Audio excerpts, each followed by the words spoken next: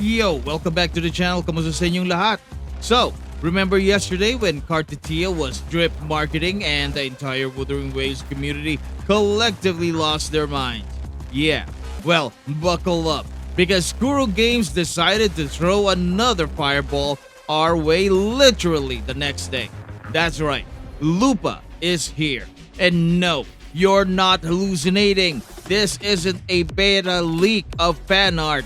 This is the real deal. Official, flaming, twin-tailed, spear-wielding Lupa. And I don't know about you guys, but this time I was a little ready. Here's the thing. Lupa isn't just a random 5-star pulled out of a developer's Genshin fatigued brain. She's a full-blown concept bomb.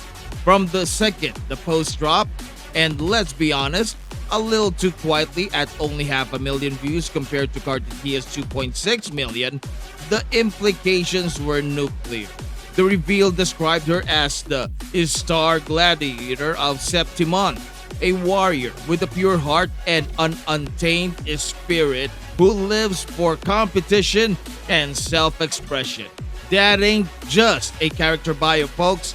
That's a neon sign saying, yes, we are doing a tournament arc. Let me repeat that again. A tournament arc. And if Kuro Games pulls this off, it could redefine how gacha storytelling is done. Remember, they gave us a glimpse of the Echo gladiatorial combat in Wanglong, so yeah, something we should look forward to, right? Now, let's talk about her look, because let's be honest, half of gacha hype is the character design and Lupa is serving. She's rocking what appears to be a military gladiator hybrid outfit complete with enormous boots, a dramatic cape, and what I swear is a wolf motif mixed with fire visuals. Her weapon, a spear that looks suspiciously like something out of Fate/Stay Night. And if that isn't a nod, I'll eat only instant ramen until she releases. Her model though, it's kind of tiny, like too tiny.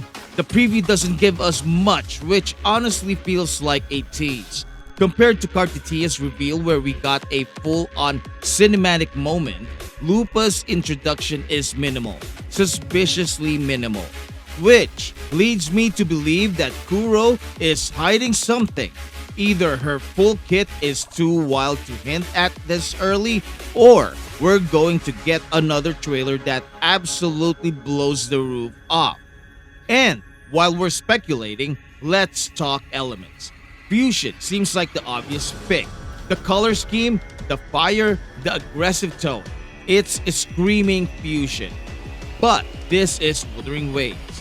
Kuro Games has the elemental logic of a toddler choosing cereal.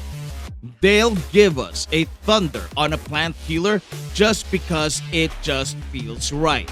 So yeah, maybe she's Havoc, maybe she's Glacio, maybe she's all three at once. It wouldn't even be the weirdest thing they've ever done. Still, fusion makes the most sense. And if this is true, she's not just a new Resonator, she's the new face of fusion. And that spells serious trouble for Ciaccona. A lot of players were already considering skipping her after Carlotta's reveal.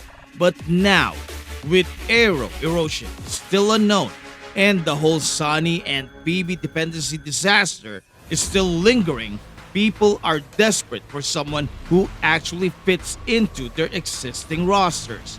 Brant and Changli have been holding it down for months, and Lupa looks like she was designed to slide into that team like a burning knife through butter. Brant, Changli, and Lupa, that's not a comp. That's an arson felony charge waiting to happen. As for her kit, I couldn't imagine her tapping into a high-risk, high-reward mechanic that consumes her own HP to unleash devastating damage. This would instantly set her apart as either a daring main DPS or a sub DPS slash buffing support, one that thrives under pressure and shines when paired with Brant's healing and shielding. Her damage scaling could rise dramatically with missing HP, making her synergy with sustained heavy comms absolutely crucial. Now, picture this. Her outro skill enhances Brant's basic attacks or supercharges Chang Li's resident skill, offering flexible team utility. And if she can boost heavy attacks, that opens the floodgates for pairings with Gian, Zani, and Phoebe, pushing her potential role into the coordinated damage territory. Think AoE fireworks with every swap in. We obviously don't have her full kit yet, but the speculation game is half the fun. After all, if you're gonna dream like your next 50 pulls depend on it. But wait, let's zoom out a little bit. Let's talk Septimont, the new region in Renascita. Never heard of it? Neither has anyone else, which makes it the perfect launchpad for a new side arc. The name alone has a Romanesque ring to it, and paired with the gladiator theming, I wouldn't be surprised if 2.4 introduces us to a Colosseum-style region filled with warriors, showmanship, and competitive story content. Take that, Natland! It would be the perfect backdrop to introduce new mechanics, flashier combat stages, and even a new cast of rivals. Again, remember the Echo Coliseum side quest in Wanglong?